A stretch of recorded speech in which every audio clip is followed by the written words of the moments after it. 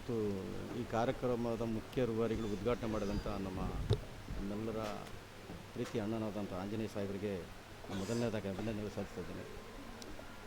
ಇವತ್ತು ಕವಿಗಳು ಡಾಕ್ಟರ್ ಸಿದ್ಧಲಿಂಗಯ್ಯನವರ ಒಂದು ನುಡಿ ನಮನ ಕಾರ್ಯಕ್ರಮ ನಾವು ಕೇವಲ ಒಂದು ವಾರದಲ್ಲಿ ತೀರ್ಮಾನ ತಗೊಂಡಿದ್ವಿ. ಇದ್ರ ಉದ್ದೇಶ ಚೆದರು ಹೋಗಿರ್ತಕ್ಕಂಥ ಶೋಷಿತರು ಅವ್ರನ್ನೆಲ್ಲ ಒಟ್ಟುಗೂಡಿಸ್ಬೇಕಂತೇಳಿ 50 ವರ್ಷಗಳಿಂದಲೇ ಅವರು ಚಿಂತನೆ ಮಾಡಿದರು. ಒಲಮಾದಿಗರ ಹಾಡುಗಳ ಮೂಲಕ ನೊಂದರ ಧ್ವನಿಯಾಗಿ ಅವರು ಈ ಕೆಲಸ ಮಾಡಿದರು. ಅಂಥ ಮಹಾನ್ ಚೇತನ ಅವ್ರ ಶಿಷ್ಯರಾಗಿ ನಾನು ಕೂಡ ಒಬ್ಬ, ಅನೇಕ ಶಿಷ್ಯರಿದ್ದೀವಿ, ನಾನು ಒಬ್ಬ, ಅದರಲ್ಲೊಬ್ಬ ಶಿಷ್ಯ ನಾನು. ಅವರ ಜೊತೆಯಲ್ಲಿ ಪ್ರತಿಯೊಂದು ಹೆಜ್ಜೆಗೂ ನಾವು ಅವರ ಕವಿಗಳಾಗಿದ್ದಾಗ, ವಿಧಾನ ಪರಿಷತ್ ಸದಸ್ಯರಾಗಿದ್ದಾಗ ಅವರು ನಿರಂತರವಾಗಿ ಅವ್ರ ಜೊತೆಯಲ್ಲಿದ್ದಂಥವ್ರು ನಾವೆಲ್ಲ. ಆ ಒಂದು ಪ್ರತಿಯೊಂದು ಅವರ ಹಾಡುಗಳನ್ನು ಕಾಲು ಗೆಜ್ಜೆ ಕಟ್ಟಿಕೊಂಡು ಬೀದಿಗಳಲ್ಲಿ ನಾವು ಅವರ ಬೀದಿ ನಾಟಕಗಳನ್ನು ನಾಡ್ತಾಯಿದ್ವಿ. ಅವರು ಬದುಕಿದ್ದಾಗಲೇ ಮಾಡ್ತಾಯಿದ್ವಿ. ಅವರನ್ನು ಸತ್ತ ನಂತರ ಸ್ವಲ್ಪ ನಾವು ಮಾಡೋಕ್ಕಾಗಲಿಲ್ಲ. ಈ ಕಾರ್ಯಕ್ರಮದ ಮೂಲ ಉದ್ದೇಶ ನಮ್ಮ ಜನಗಳಿಗೆ ಕವಿಗಳು ಇನ್ನೂ ಹೃದಯದಲ್ಲಿ ಇರಬೇಕು ಅನ್ನೋದು ಉದ್ದೇಶ ಇಟ್ಕೊಂಡು ನಾವು ಇದನ್ನು ನಾವು ಆಂಜನೇಯರ ನೇತೃತ್ವದಲ್ಲೇ ಮಾಡಬೇಕು, ಅವರೇ ಉದ್ಘಾಟನೆ ಮಾಡಬೇಕು. ಯಾಕಂದರೆ ಪ್ರತಿಯೊಂದು ವಿಚಾರಣೆಗಳ ವಿನಿಮಯ ಮಾಡ್ಕೊತಿದ್ದ ಸಿದ್ಧಲಿಂಗನ ಯಾರ ಥರ ಅಂದರೆ ಅದು ನಮ್ಮ ಆಂಜನೇಯನ ಜೊತೆ ಮಾತ್ರ. ನಾವು ಯಾರೂ ಬೇಡ, ಈಗ ಇಡೀ ಕಾರ್ಯಕ್ರಮಕ್ಕೆ ಅವರೊಬ್ಬರೇ ಸಾಕು. ಮತ್ತು ಅವ್ರ ಜೊತೆಯಲ್ಲಿರ್ತಕ್ಕಂಥ ಕವಿಗಳು, ಹಿರಿಯ ಕವಿಗಳು, ಅವ್ರ ಜೊತೆ ಸಾಹಿತಿಗಳ ಜೊತೆ ಎಲ್ಲ ಕರೆಸಿ ಅವ್ರನ್ನ ಈ ಕಾರ್ಯಕ್ರಮವನ್ನು ಮಾಡಿದ್ವಿ. ಜೊತೆಗೆ ನನಗೆ ಈ ಕಾರ್ಯಕ್ರಮಗಳ ಪ್ರೇರಣೆ ಯಾಕಾಯ್ತಂದರೆ, ನನಗೆ DR ನಾಗರಾಜ್ ಅವರು, ಕೀರಂ ನಾಗರಾಜ್ ಅವರು, ಕೀರಂ ಸರ್ ಆಗಲಿ, ಮತ್ತು ಹಿಸ್ಟ್ರಿ ಆಗಿರ್ತಕ್ಕಂಥ ಪ್ರೊಫೆಸರ್ ಚಂದ್ರಶೇಖರ್ ಅವರಾಗಿರಲಿ, ಮತ್ತು ನಮ್ಮ ಅನಂತಮೂರ್ತಿ, ಇವ್ರನ್ನೆಲ್ಲರನ್ನೂ ಕೂಡ ನಮ್ಮನ್ನು ಜೊತೆ ಕರ್ಕೊಂಡೋಗಿ ನಮ್ಮ ಮುತ್ತು ಅಂತ ಪರಿಚಯ ಮಾಡಿಕೊಡ್ತಿದ್ರು ನಮ್ಮ ಮೇಷ್ಟ್ರು, ನಮ್ಮ ಕವಿಗಳವರು.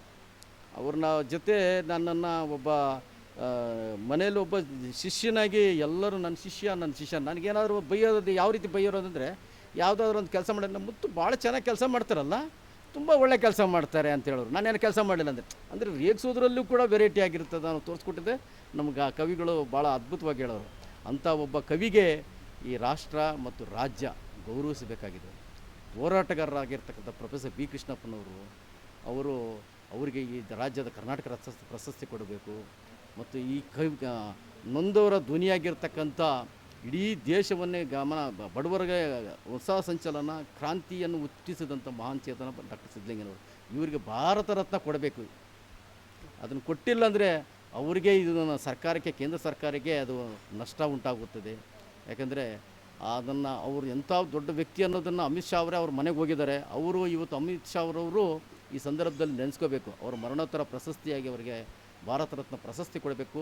ಪ್ರೊಫೆಸರ್ B ಕೃಷ್ಣಪ್ಪನವರಿಗೆ ಕರ್ನಾಟಕ ರತ್ನ ಪ್ರಶಸ್ತಿ ಕೊಡಬೇಕಂದ ಸಂದರ್ಭದಲ್ಲಿ ನಾನು ಈ ಸರ್ಕಾರಗಳನ್ನು ಮತ್ತು ಕೇಂದ್ರ ಸರ್ಕಾರವನ್ನು ಈ ಒಂದು ಕಾರ್ಯಕ್ರಮದ ಮೂಲಕ ಅವ್ರಿಗೆ ಆಗ್ರಹಿಸುತ್ತೇನೆ. ಸಿದ್ಧಲಿಂಗಯ್ಯ ಅಂದರೆ ಒಂದು ನೊಂದವರ ಧ್ವನಿ ಇಲ್ಲದವರಿಗೆ ಧ್ವನಿಯಾಗಿದ್ದಂಥ ವ್ಯಕ್ತಿ. ದುರ್ಬಲ ವರ್ಗಗಳಿಗೆ, ಕಾರ್ಮಿಕರಿಗೆ, ವಿದ್ಯಾರ್ಥಿಗಳಿಗೆ ಪ್ರೇರಕರಾದಂಥ ಒಬ್ಬ ಆದರ್ಶ ಸಾಹಿತಿ. ಅಂಥ ಒಬ್ಬ ಕವಿ ಇನ್ನೂ ಬಾಳಿ ಬದುಕಬೇಕಾಗಿತ್ತು.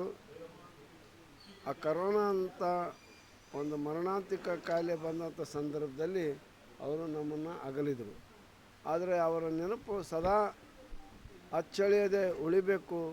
ಜನಮಾಸದಲ್ಲಿ ಇನ್ನೂ ಹೆಚ್ಚು ಅವರ ಬದುಕಿನ ಬಗ್ಗೆ, ಹೋರಾಟದ ಬಗ್ಗೆ, ಅವರ ಕವಿತೆಯ ಬಗ್ಗೆ ಜನರಲ್ಲಿ ಜಾಗೃತಿಯನ್ನು ಮೂಡಿಸಬೇಕು ಅಂತಕ್ಕಂಥ ದೃಷ್ಟಿಯನ್ನಿಟ್ಕೊಂಡು ಇವತ್ತು ಮುತ್ತುರಾಜು ಮತ್ತು ಅವರ ಸಂಗಡಿಗರೆಲ್ಲರೂ ಸಿದ್ಧಲಿಂಗಯ್ಯನವರ ಒಂದು ಜನ್ಮದಿನೋತ್ಸವವನ್ನು ಮಾಡಿದ್ದಾರೆ.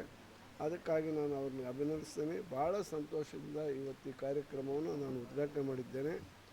ನನ್ನ ಮತ್ತು ಅವರ ಸಂಬಂಧ ಹೇಗಿತ್ತು ಅಂದರೆ ಅಣ್ಣ ತಮ್ಮಂದಿರ ಸಂಬಂಧ. ಯಾವಾಗಲೂ ಕೂಡ ನಾನು ಮಂತ್ರಿ ಆಗಿದ್ದಂಥ ಸಂದರ್ಭದಲ್ಲಿ ಅವರ ಸಲಹೆಗಳನ್ನು ಪಡೆಯುತ್ತಿದ್ದೆ ಕೆಲವು ಸಂದರ್ಭ ಬಂದಾಗ. ಆಮೇಲೆ ಉಳಿದಂತೆ ಈ ದಲಿತ ಪರ ಅಭಿವೃದ್ಧಿ ಕಾರ್ಯಕ್ರಮಗಳನ್ನು ರೂಪಿಸುವಂಥ ಸಂದರ್ಭದಲ್ಲೂ ಕೂಡ ಅವ್ರನ್ನ ಪ್ರಮುಖವಾಗಿ ನಾವು ಇಟ್ಕೊಳ್ತಾ ಇದ್ವಿ. ಅಂಥ ಒಬ್ಬ ಜನಪರ ಕಾಳಜಿ ಇರ್ತಕ್ಕಂತಹ ಕವಿ ಸಿದ್ಧಲಿಂಗಯ್ಯನವರು. ಅವ್ರನ್ನ ನಾವು ಸದಾ ನೆನಲೇಬೇಕು. ಈಗ ಮತ್ತೊಂದು ರಾಜ್ಯ ಮಟ್ಟದ ಸಿದ್ಧಲಿಂಗಯ್ಯನವರಿಗೆ ನಮನವನ್ನು ಸಲ್ಲಿಸಲಿಕ್ಕಾಗಿ ಮಾನ್ಯ ಮುಖ್ಯಮಂತ್ರಿಗಳ ಸಮ್ಮುಖದಲ್ಲಿ ಟೌನ್ ಹಾಲ್ನಲ್ಲಿ ಮಾಡಬೇಕು ಅಂತ ಹೇಳಿದ್ದೇವೆ. ಆ ಒಂದು ಸಮಾನಾಂತರ ನಮ್ಮ ಸಮಾನ ಮನಸ್ಕಾರರ ಒಂದು ಸಭೆಯನ್ನು ಕರೆದು ಅದು ತೀರ್ಮಾನ ಮಾಡಿ ಮುಂದಿನ ತಿಂಗಳಲ್ಲಿ ಟೌನ್ ಹಾಲು ಅಥವಾ ಪ್ಯಾಲೇಸ್ ಗ್ರೌಂಡ್ನಲ್ಲೂ ದೊಡ್ಡದಾಗಿ ರಾಜ್ಯ ಮಟ್ಟದ ಒಂದು ಜನ್ಮದಿನವನ್ನು ಮಾಡಬೇಕು ಅಂತ ಹೇಳಿದ್ದೇವೆ. ಆ ಕಾರ್ಯಕ್ರಮವನ್ನು ಕೂಡ ಮಾಡ್ತೀವಿ ಅಂತಕ್ಕಂಥ ಮಾತನ್ನು ಹೇಳಲಿಕ್ಕೆ ಇಚ್ಛೆ. ಬಂಡಾಯ ಸಾಹಿತ್ಯದ ಮೂಲಕ ಅವರ ಒಂದು ಲೇಖನಿಯಿಂದ ಶೋಷಿತ ಸಮುದಾಯಗಳನ್ನು ಮುನ್ನೆಲೆಗೆ ತಂದರು ಆಗ್ತಿರ್ತಕ್ಕಂಥ ಅನ್ಯಾಯಗಳ ಬಗ್ಗೆ. ಸೊ ಅವರ ಪಠ್ಯಗಳನ್ನು, ಅವರ ಕವಿತೆಗಳನ್ನು ಇಂದಿನ ಶಾಲಾ ಪಠ್ಯದಲ್ಲಿ ಸೇರಿಸುವ ಬಗ್ಗೆ ತಾವು ಸರ್ಕಾರದ ಒಂದು ಭಾಗ ಇದ್ದೀರಾ, ಏನು ಹೇಳೋಕ್ಕೆ ಇಷ್ಟಪಡ್ತೀರಾ? ಈಗ ಕೆಲವು ಈಗಾಗಲೇ ಸೇರ್ಪಡೆ ಆಗಿದಾವೆ ಅಂತ ನಾನು ಅಂದ್ಕೊಂಡಿದ್ದೀನಿ. ಸೇರದೇ ಇದ್ದರೆ ಸೇರಿಸೋಣ.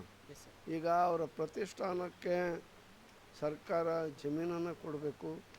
ಆಮೇಲೆ ಅವರ ಹೆಸರಿನಲ್ಲೇ ಒಂದು ಪ್ರತಿಷ್ಠಾನವನ್ನೇ ಸರ್ಕಾರ ಸ್ಥಾಪಿಸಬೇಕು. ಇನ್ನೂ ಉಳಿದಂಥ ಅನೇಕ ಬೇಡಿಕೆಗಳು ನಮ್ಮವೆಲ್ಲವಿದ್ದಾವೆ.